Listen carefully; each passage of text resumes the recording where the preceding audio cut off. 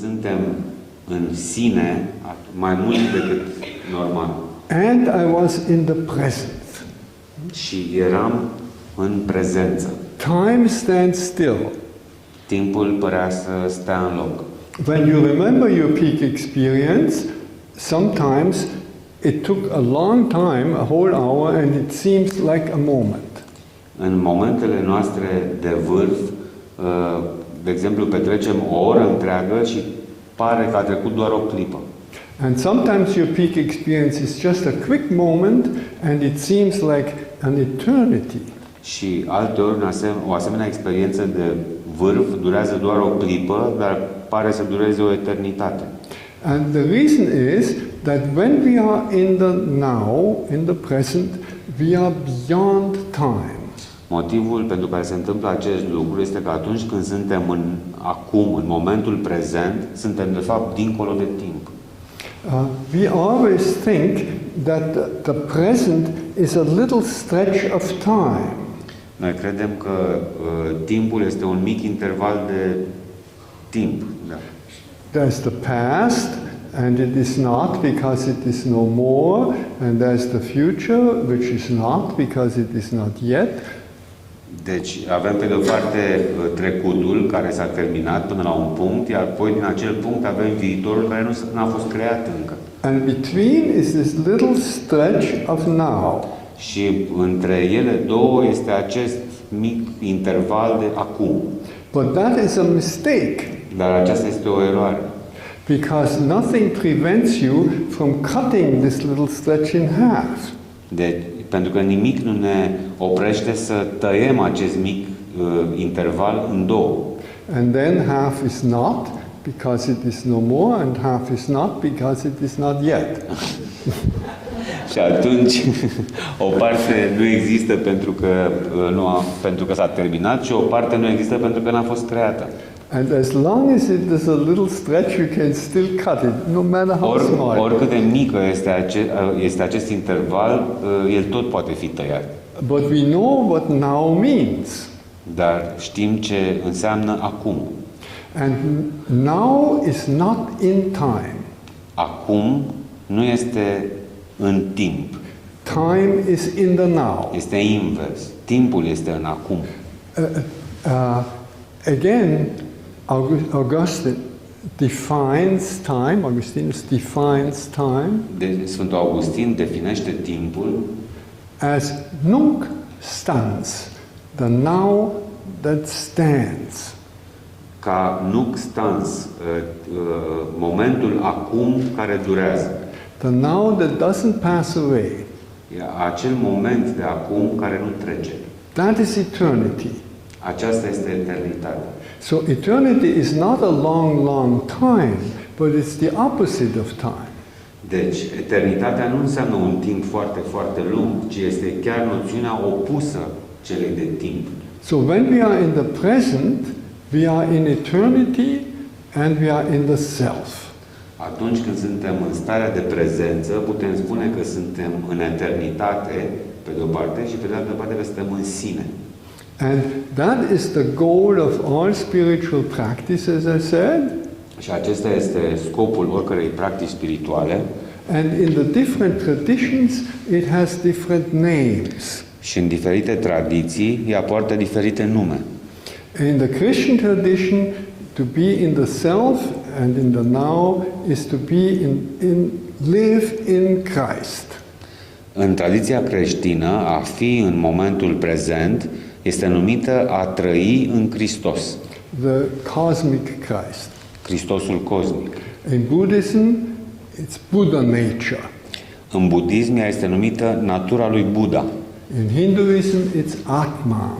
În hinduism se numește Atman. The divine life within us. Viața divină care se află în interiorul nostru. And to be there is the highest form of consciousness. Și a fi în această stare este cea mai înaltă formă de conștiință.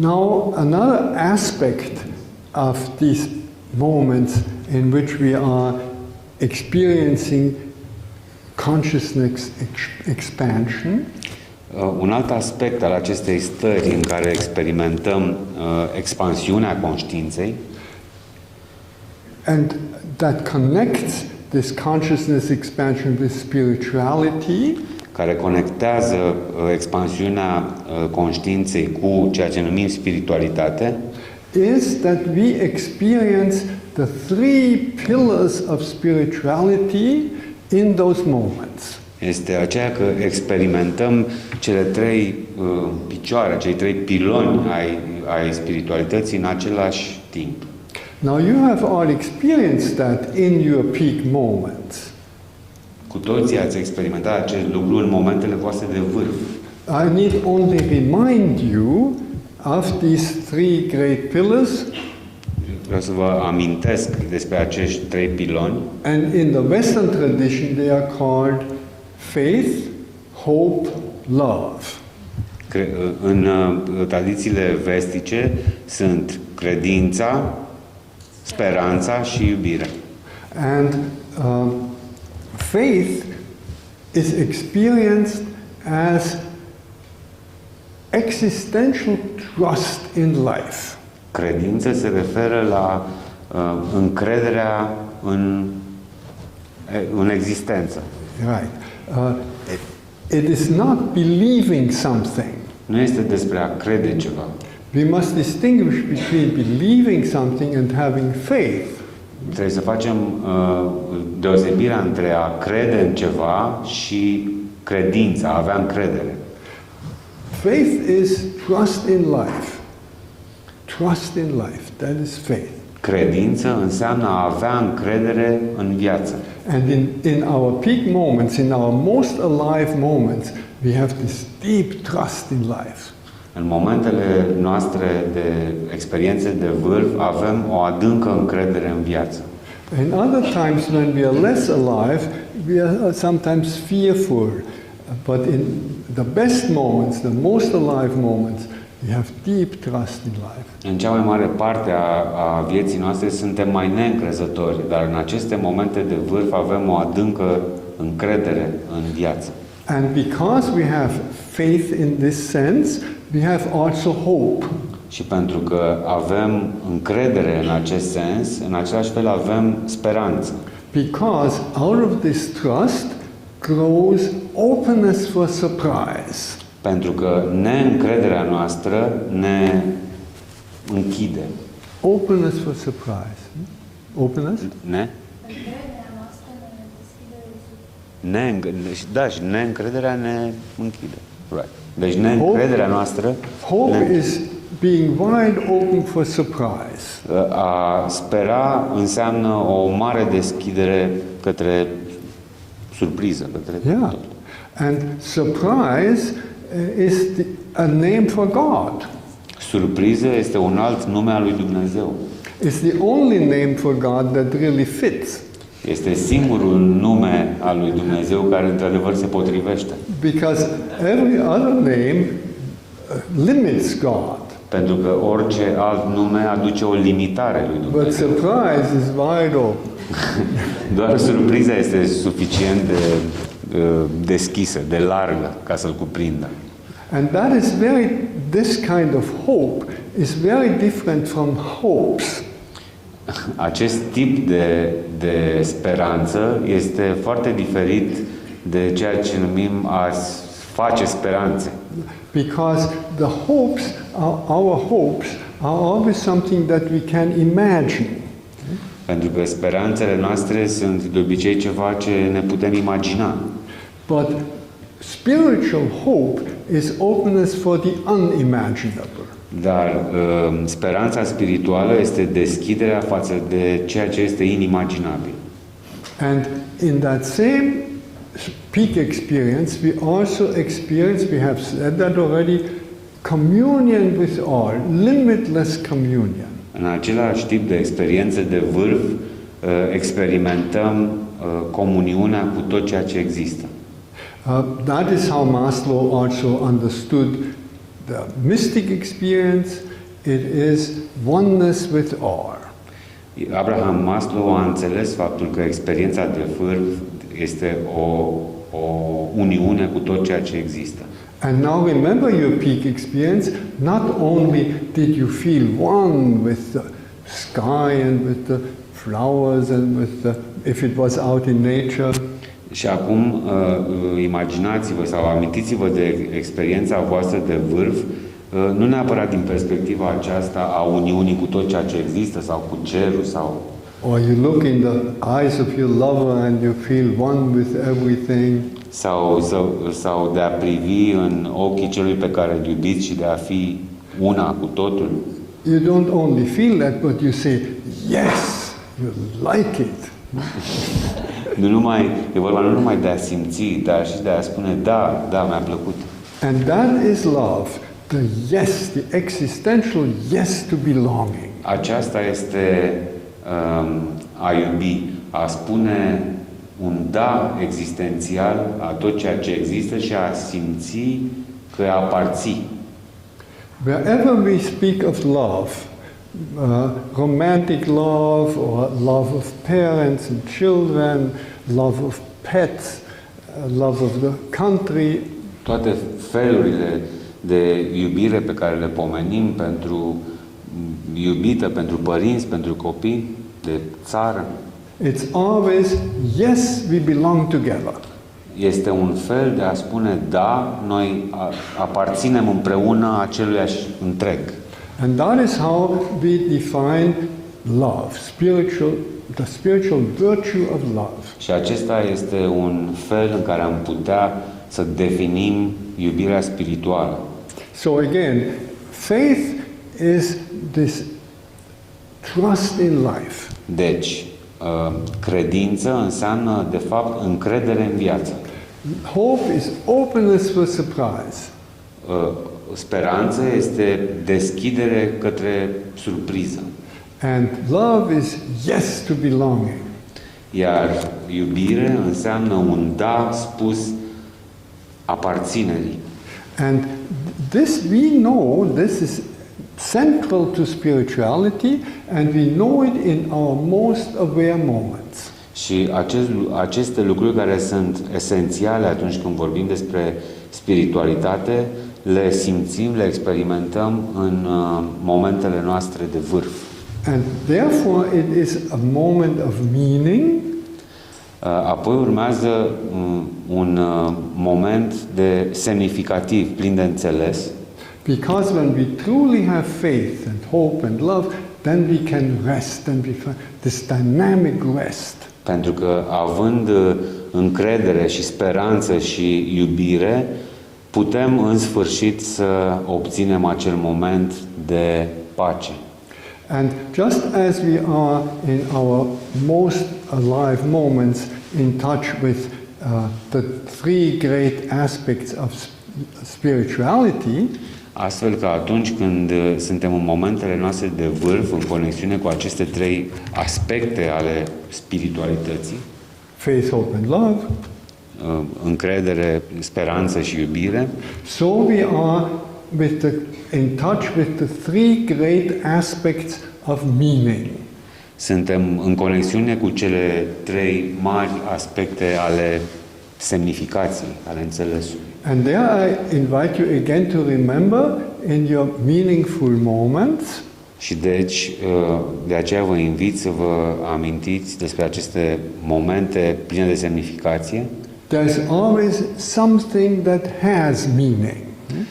În aceste momente întotdeauna există ceva care are o semnificație, o importanță. Something of which you will say, this is very meaningful to me. Este momentul în care spunem, aceasta este foarte semnificativ, foarte important pentru mine. For instance, you come back from a journey and you find your home. It's meaningful to me. De exemplu, atunci când vii dintr-o călătorie lungă înapoi acasă și îți spui că asta contează pentru mine, această casă. Or a piece of music. This is very meaningful to me. Sau o piesă muzicală e ceva important pentru mine. Or a painting. sau o pictură, or a particular piece of nature. sau un anumit peisaj din natură. And this we can call a word. Wherever there is meaning, there is a word. A word. Word. A word. Și yeah. atunci spune că acesta este un cuvânt. And we can call it word because it speaks to us. Și îl numim cuvânt pentru că ne vorbește. Right. But there is another dimension besides word, and that is silence. Dar există o altă dimensiune, dincolo de cuvinte, care este tăcerea. We all know that a real word comes out of silence. Știm cu toții că un adevărat cuvânt izvorăște din tăcere. We can very well distinguish between an exchange of words and a true dialogue, a true conversation. Toți putem să facem deosebirea între un schimb obișnuit de cuvinte și un adevărat dialog. And if we have a true dialogue, then it is not so much the words that count, Atunci când avem un adevărat dialog între doi oameni, nu atât cuvintele sunt cele care contează, but it is really an exchange of silence with silence by means of words. este mai curând un schimb de la tăcere de înțelesuri ale acelor cuvinte.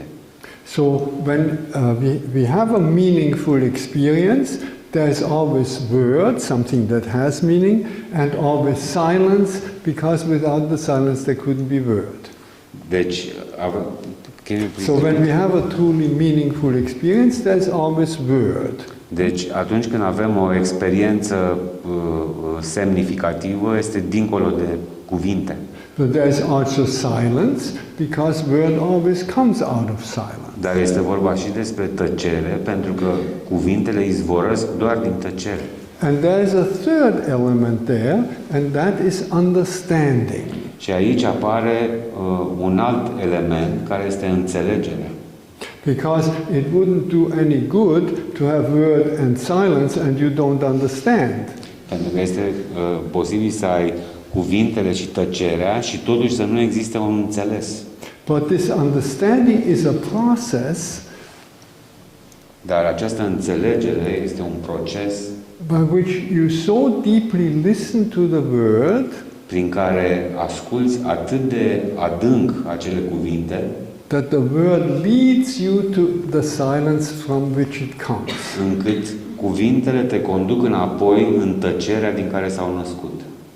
So finding meaning is a process that involves word and silence and understanding.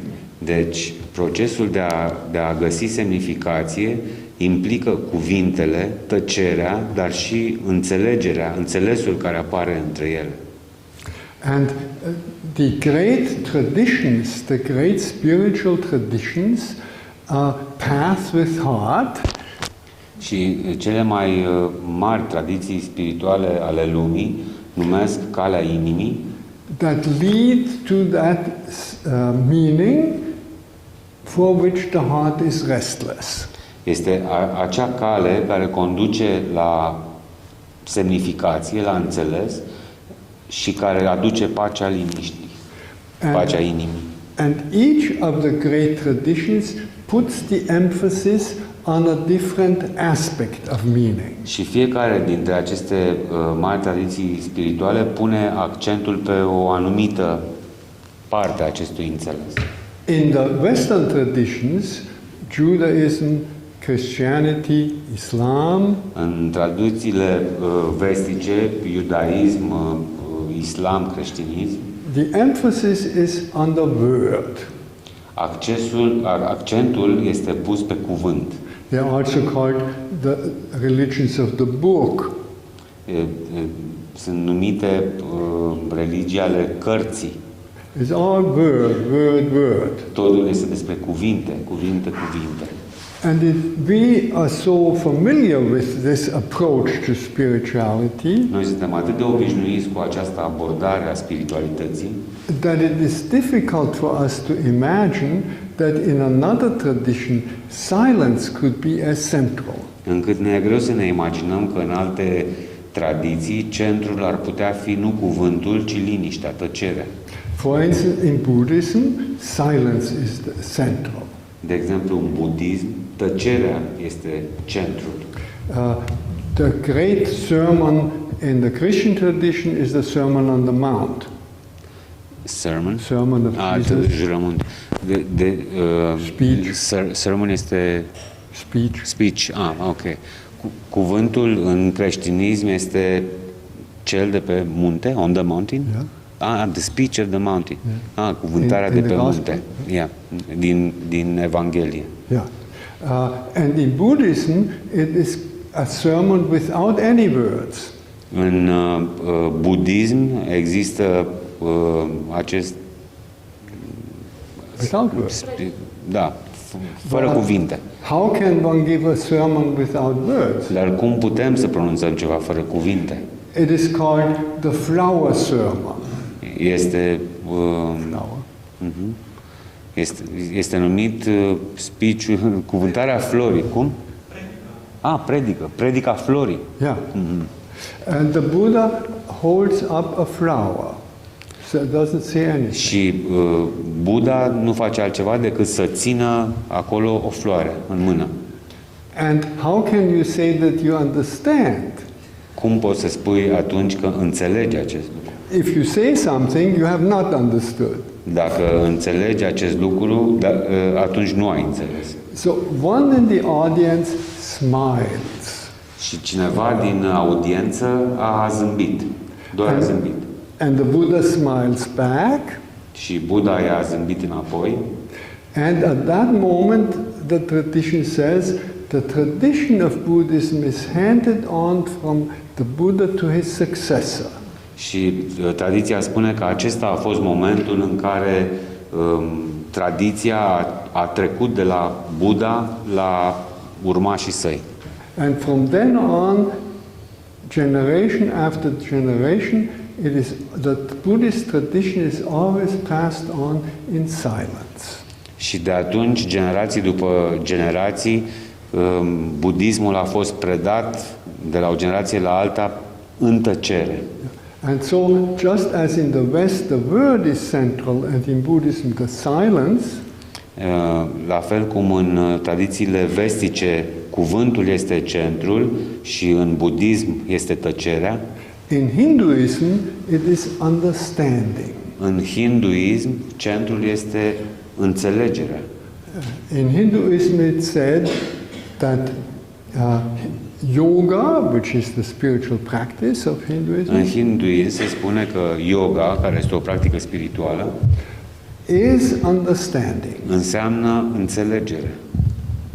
It yokes together, it ties together Ele unește word and împreună. silence. That's Ea what yoga unește is. împreună cuvântul și tăcerea. In all its many different forms of yoga.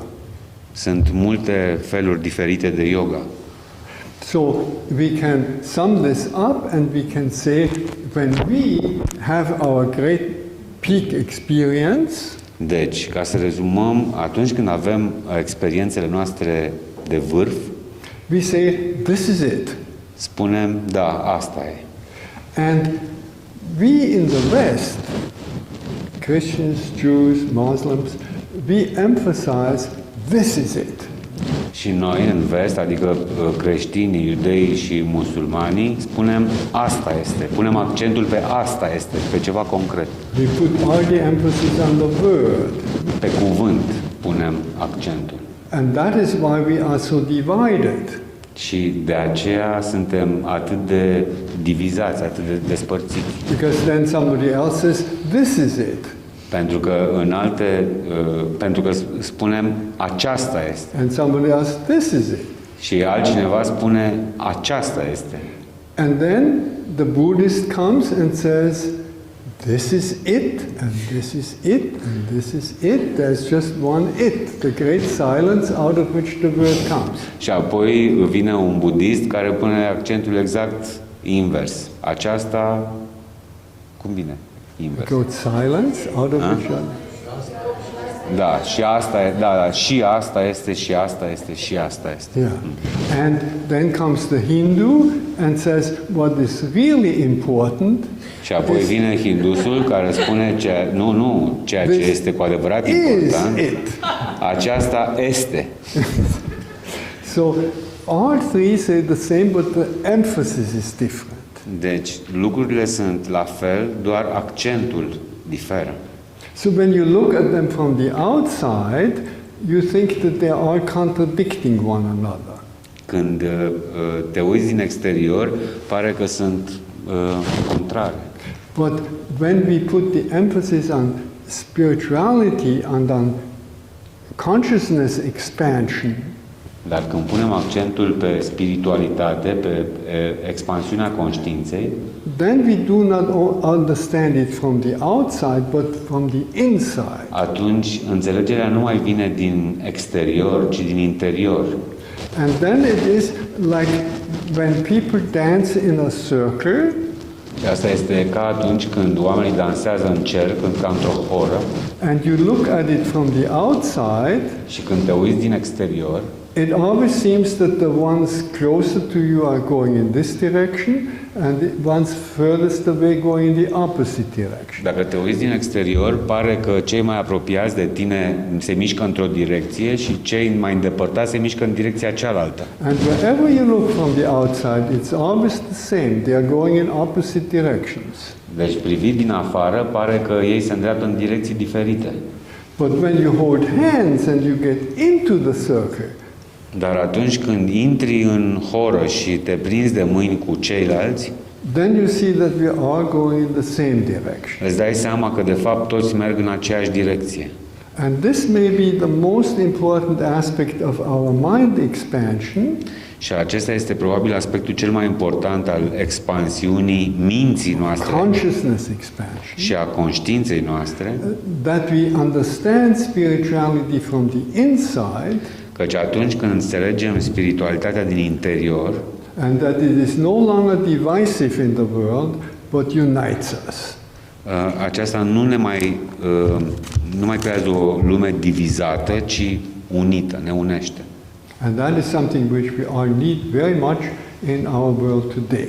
Și ăsta este un lucru de care avem într-adevăr foarte multă nevoie în lumea noastră astăzi.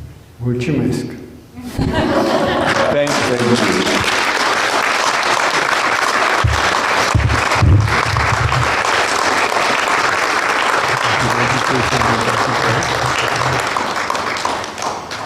O să avem o scurtă pauză acum, dragii mei, după care vom face întrebări și răspunsuri, probabil o jumătate de oră.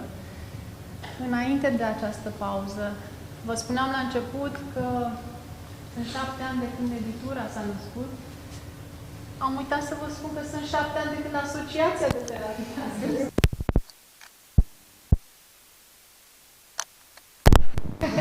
Dacă vreți, putem să cântăm Mulți ani trăiască. Înainte de a cânta Mulți ani trăiască, vreau să vă spun că atunci când am lansat editura, știam de Brother David doar din bibliografiile unor cărți pe care le citeam și din ce mi-a spus Stanislav Grof, pentru că mulți știți că m-am format cu el și el mereu ne povestea despre Brother David și pentru mine Brother David era wow, 7 ani cadou e aici.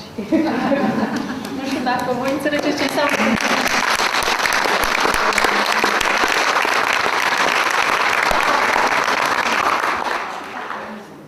Pauză cu 15 minute și după aia invitația de a-l pune în curcătură pe Brother David cu întrebări. Și în această pauză ne îmbrățișăm, ne pupăm, cumpărăm cărți să susținem editura.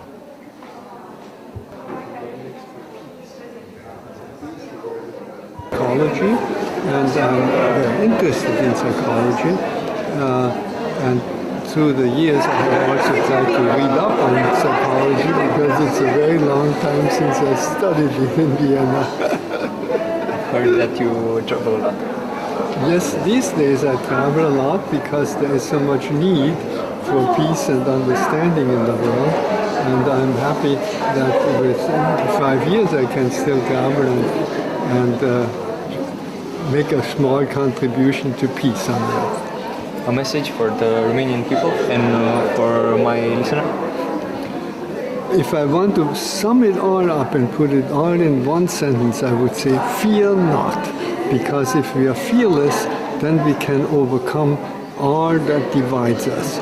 But there's so much that tends to make us fearful, and we have to have the faith and trust and courage to overcome our fearfulness.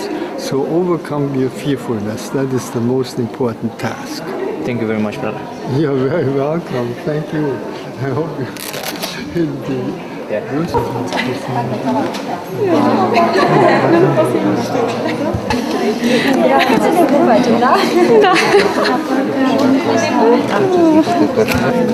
Da, aceea este o broșurică cu toate cărțile și cu destul certitudine, că am uitat eu să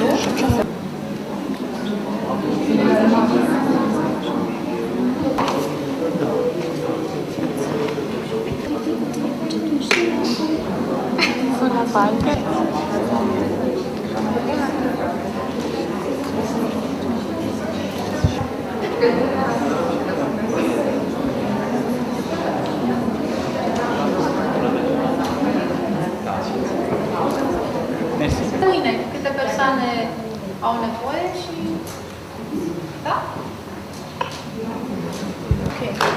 Și el preferă să primească acum întrebări de la voi, după care va răspunde unei întrebări, diferența între religie și spiritualitate. Dar mai întâi vreau întrebări de la voi. Ștefan? Iulie? Nu te aude. Is it better? Okay.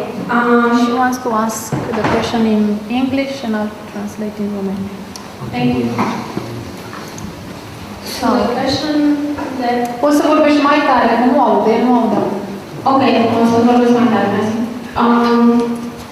The question is, how one should deal with fear and panic How one should deal with fear and panic on one's way on one's spiritual path? Aceasta este o întrebare centrală, fundamentală. And the first thing is not to belittle yourself because you are fearful. În primul rând, important este să nu te acuzi, să te minimalizezi dacă ți-e frică sau pentru această frică. If you were not doing something courageous, you would not have any fear. Dacă n-ai face ceva cu adevărat curajos, nu ți-ar fi frică. If you just stand here, you are not very fearful. But if you climb up here, you're a little more fearful. If you walk on a tightrope, you're very fearful. Dacă doar stai pe aici, nu e ceva prea de speriat. Deci, atunci când ți-e frică, spuneți foarte bine, iar e important ca curajul să fie puțin mai mare decât frică. I remember Suzuki Roshi, one of the great Buddhist teachers, Suzuki Roshi. Îmi amintesc de Suzuki Roshi, care este unul dintre marii învățători budiști. And I heard him talk about faith and fear. Și l-am auzit vorbind despre încredere și despre frică. And he said, your fear is okay as long as your courage is a nose's length ahead of your fear. Și el spunea că frica este în regulă atâta timp cât curajul este puțin mai... Cât e nasul? Puțin. O lungime de nas mai mare decât frica. You can compare your fear to the headwind, to the wind. Poți să compari frica cu vântul. When you are riding on a bicycle, the faster you ride, the stronger the wind. Ca atunci când mergi pe o bicicletă, cu cât mergi mai repede, poate că este mai puternic vântul. So when you are fearful, say to yourself, I must be riding really fast to have Deci atunci când ți-e frică, îți spui singură, cred că merg chiar foarte repede din moment ce mi-a de frică. But to get your nose ahead of the fear, Dar a avea nasul puțin înaintea fricii, adică a fi puțin înaintea fricii, do some little something that you are afraid of and that you can still overcome. Just one little bit. Fă ceva de ce te temi, dar pe care totuși poți să-l depășești, măcar puțin. Because fear is of one piece. And wherever you tackle it, you have tackled the whole fear. Pentru că frica este un întreg și orice ai luat de acolo este, îl împrăști, îl descompletezi. And De exemplu, mie mi-ar fi frică acum să vă cânt vouă tuturor, dar aș face asta. it doesn't do me any harm. Deci, asta înseamnă că atunci când te frică, îți poți spune, nu e nevoie să fie frică de acest lucru și asta ne salvează. And sometimes it just explodes you into many pieces. Și uneori asta te face să explodezi într-o mie de bucăți. And when you look back on it, you see that was the best one. Când te uiți însă înapoi, o să descoperi că asta a fost lucrul potrivit pentru tine, cel mai bine. I do not promise you that nothing happens. Nu pot să-ți promit că nu se întâmplă nimic. But whatever happens, even if it looks bad, life gives us always good gifts. Dar orice s-a întâmplat, chiar dacă arată rău, fi convinsă că viața ne dă daruri bune. And if you look back on our life, everyone can look back on our lives, and then we see in the past something that was really damaging. Fiecare dintre noi, atunci când privește în trecut, poate descoperi lucruri care, la momentul respectiv, au părut dureroase. And at that time, we thought that destroys everything. Și la momentul respectiv am spus, asta distruge totul.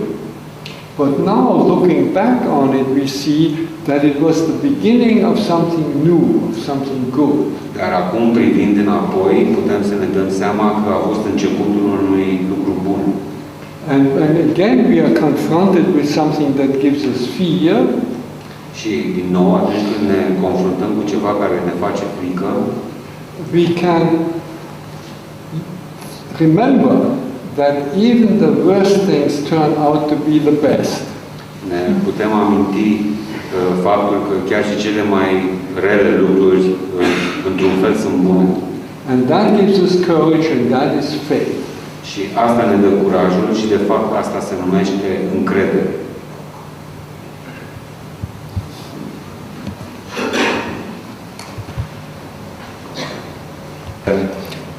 Tot mai des văd că se folosesc tot felul de plante care produc stări extinse de conștiință. Refer cannabis, tot felul de ciuperci psihoactive, ayahuasca. Le considerați experiențe mistice sau stări de conștiință iluzorii?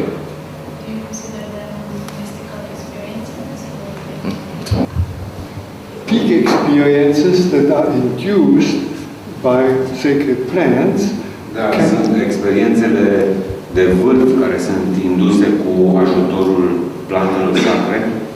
cannot be distinguished from other peak experiences. Nu pot fi distinse de alte experiențe de vârf.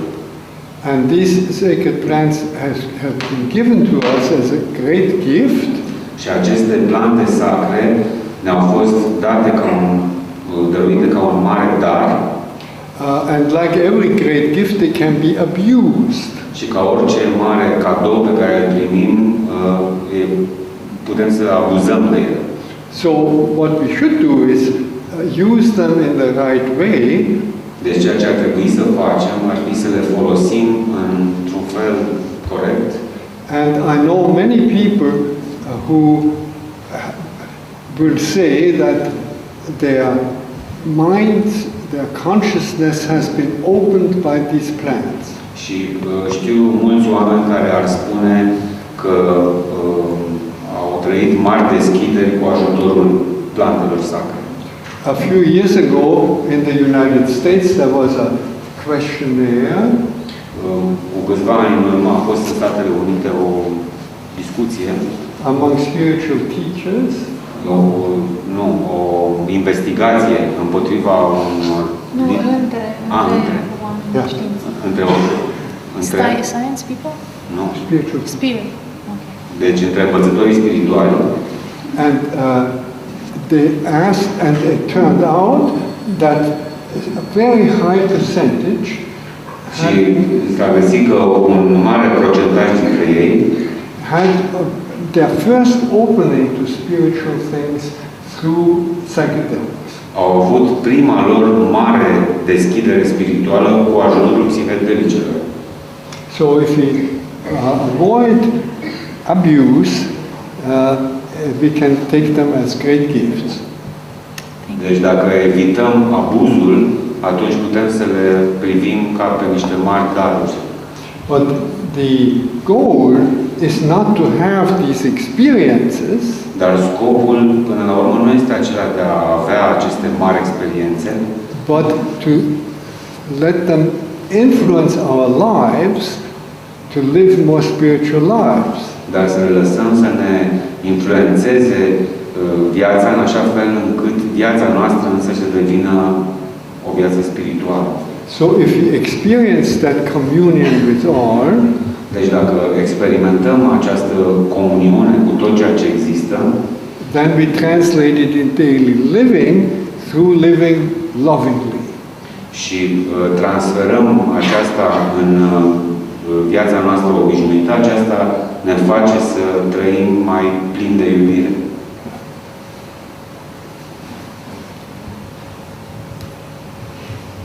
Mele au fost într-adevăr o comuniune cu natura sau în fața naturii. Cum să aduc asta în trăirea mea de zi cu zi? Cum să perpetuez asta în viața mea de zi cu zi? Pentru că nu pot să stau într-o contemplație a naturii tot timpul. Mulțumesc. These happy mind-expanding experiences, consciousness-expanding experiences, for instance, in nature. So, Atunci când avem aceste experiențe de deschidere, într-adevăr, de multe ori se petrec în mijlocul naturii. then the tendency is to have them again and again and again. Și tendința noastră naturală este să încercăm încă o dată și încă o dată. But we show ourselves really grateful Dacă ne arătăm într-adevăr recunoscători, when we remember and live out of that experience. atunci când ne amintim acea experiență, de fapt o retrăim cu condiția recunoștinței. One time to have such an experience is enough for a lifetime. O dată ce am avut această experiență este suficient pentru o viață întreagă în felul acesta. Deci recunoștința Gratitude.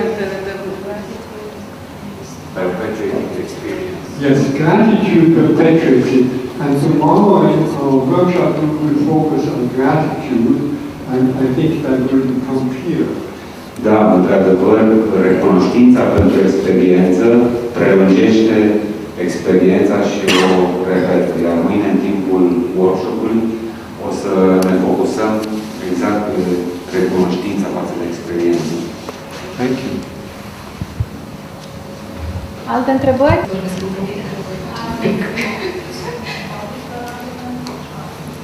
Dacă ai n-am puțin mai lung decât frica,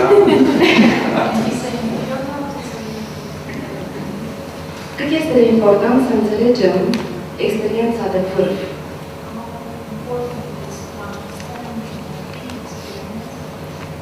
Și să o așezăm în acest plan.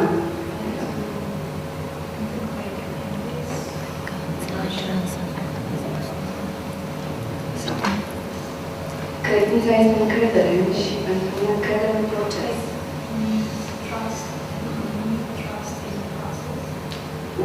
Iar înțelegerea este să se liniștește inima și așează. Înțelegerea este? Te liniștește într-un fel.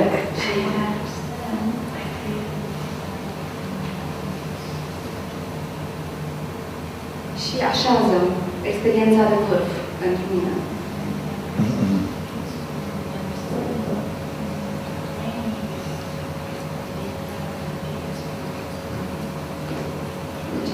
Asta este întrebarea. Cât este importantă înțelegerea experienței de vârf?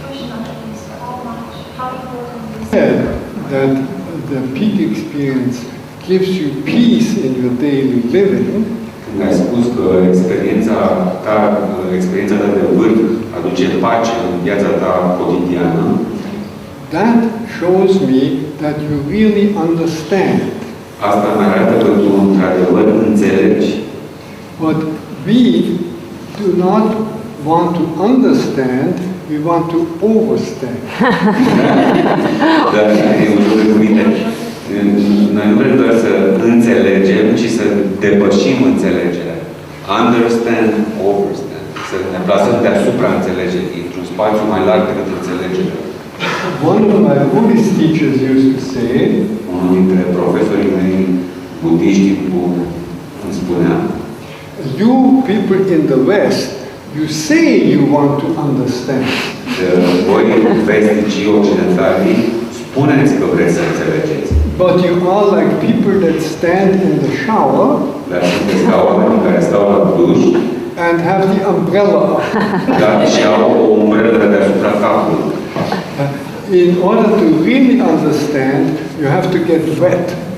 Ca într-adevăr să înțelegi, trebuie să te lași udat. If we want to learn to swim, we have to go into the water. Dacă vrei să înveți să noți, trebuie chiar să intri în apă. And to sit outside the swimming pool and talk about it, and think about it, and look down, doesn't help. Să stai pe marginea piscinei și să discuți despre apă nu ajută la nimic. So I think you understand. You let this peak experience give you peace in your daily life. Deci cred într-adevăr că înțelegi pe vremea ce experiențele tale de vârf îți aduc pace în viața cotidiană. Because you trust life. Pentru că ai încredere în viață. And you're open for surprise. Și ai deschisă către surpriză. And you say yes to this network that ties everything together. Și spui da acestei rețele care ne unește pe toți. And that is the path with heart. Și aceasta este calea inimii. Thank you. And thank you for daring to ask the question. Și mulțumesc pentru că ai îndrăznit să întrebi. The Buddhists have a list of great fears. Budiștii au o listă de frici majore. Fear of death.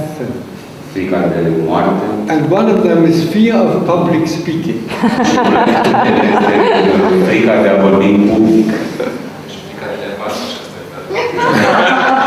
e Alina, întrebare? Ok. Și aceasta a venit oarecum profesional. Citind interpretările dumneavoastră la mulți poeți contemporani de noapte, Cummings, T.C. Eliot, am fost uimită să văd în ce fel un călugăr se apropie de adevărul poetic, într-un fel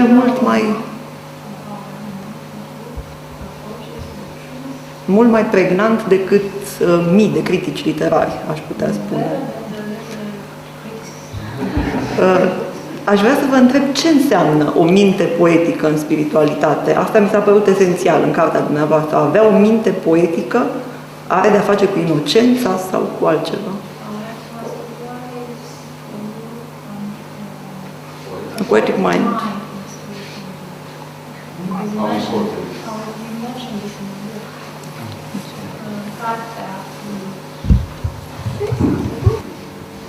Moving us. Atunci când vrei să exprimi ceva ce ne mișcă cu adevărat. For instance, when we are in love. Este un moment ca atunci. E ca atunci când suntem îndrăgostiți. Când ne îndrăgostim. Fall in love. Then we will all become poets. Toți devenim poeți. Because only poetic language can express so much truth. Pentru că numai un limbaj poetic poate exprima atât de mult adevărul. Poetic language can carry more truth than any other literal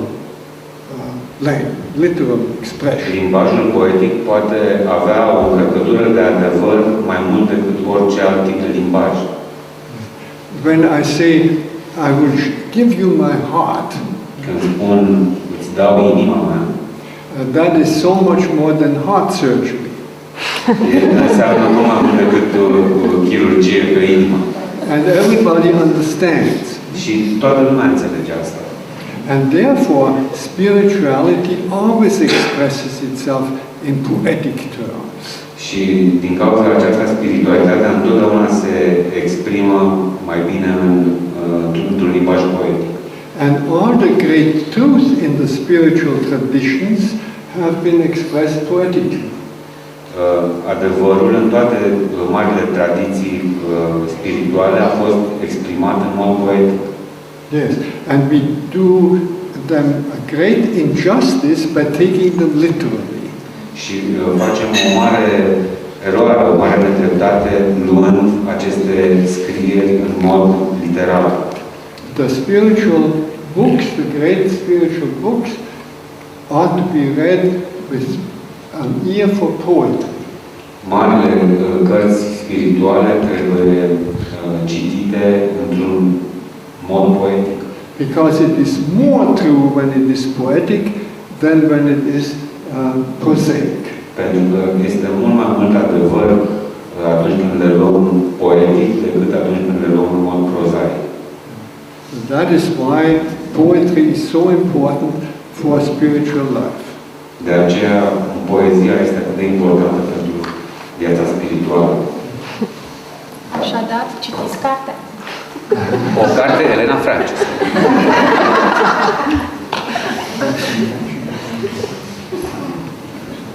I said at the beginning, îmi șoptește, sunt foarte, o să fiu fericit să semnez cărțile cumpărate de mine. Questions? Întrebări? Alina? O vedem.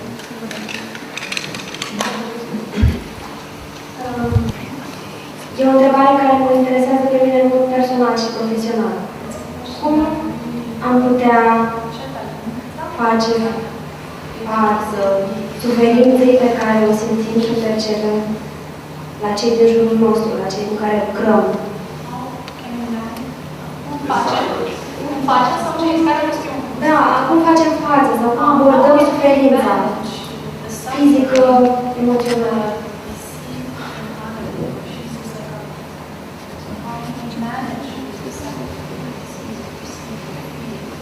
Pe mine, de multe ori, mă găsesc copleșită de suferința pe care o percep și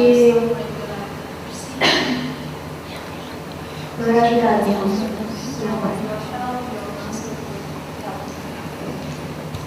This is a very important question for many of us.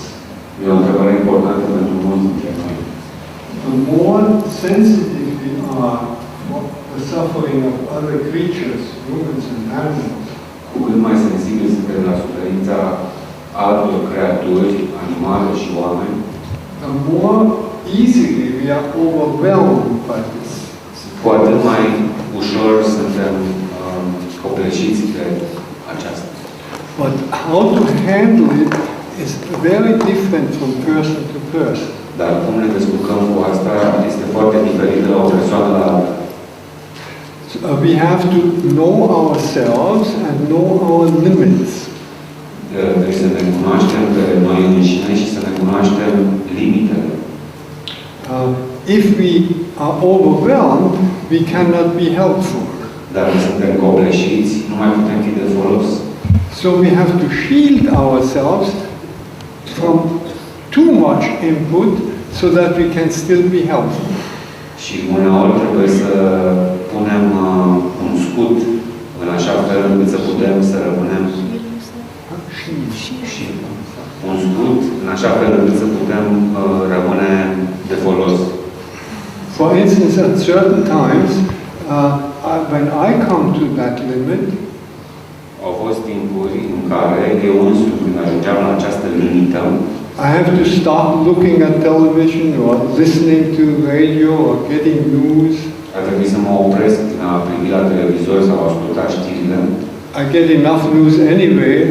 Oricum am avut parte de multe știri. But it is more important not to be overwhelmed and be of service. Dar mi s-a părut mai important să nu mă las copleșit ca să pot rămâne în serviciu. So, in order to help others, you have to take care of yourself. Deci, ca să poți fi de folos altora, trebuie să ai grijă de tine mai întâi. And you have to know how much you need to be of service. Și să știi cât de mult ai nevoie, cât de mult poți duce ca să poți rămâne în serviciu. One has to experiment with this. Putem experimenta cu aceasta. But your question shows me that probably you are not lazy. No, she's not. I know, she's not. Adevărata mi spune că probabil nu ești talentă. Sometimes we take this as an excuse. We say, oh, I'm just overwhelmed by suffering.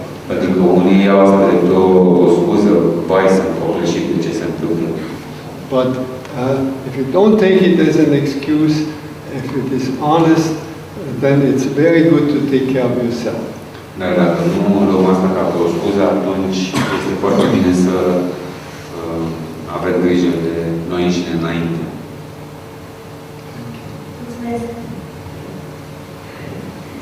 Despre iertare.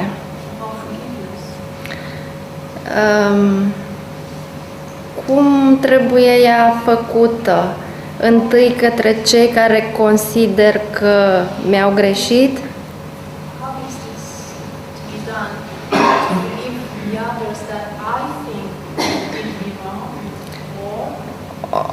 Ori să mă iert întâi pe mine?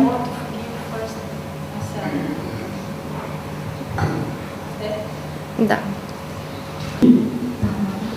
E un lucru dificil, dar atâta timp credem că alții mi-au greșit. Suntem în dualitate, sunt ceilalți și eu. Sunt diferiți, că ceilalți sunt diferiți de mine. Suntem încă în această dualitate, ceilalți și eu. The ego can never forgive. Ego-ul nu poate să ierte niciodată. Only the self can forgive. Numai sinele poate să ierte. And when we are forgiving from the self, atunci când iertăm de la nivelul sinelui, then the self is one for all of us. Atunci sinele este doar unul pentru noi toți. So the self of the one who offended us or did harm to others is also myself. Deci sinele celui care ne-a ofensat sau care a făcut rău altora nu este decât propriul meu sine. And only from that center of myself, only from the heart, can I really forgive. Și deci numai din acest centru al meu pot ierta cu adevărat, din inimă.